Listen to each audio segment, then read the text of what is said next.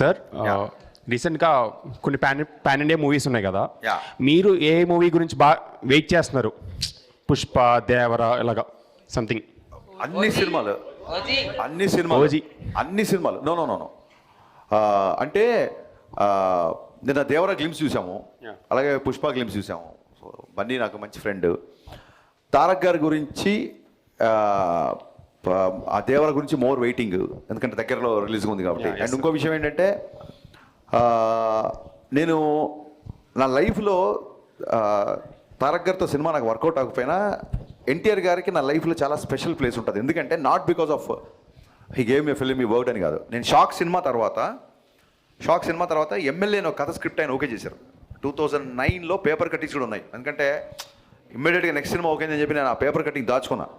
Okay, నా దగ్గర MLA మంచి లక్షణాలను అబ్బాయి అని ఒక కథ ఆయన ఓకే చేశాడు. అప్పుడు షాక్ ఫ్లాప్ని చూడలేదు, ఏమి చూడలేదు, కేవలం నా కథను చూసి ఆయన అంత పెద్ద స్టార్ నా సినిమా ఓకే చేశారు.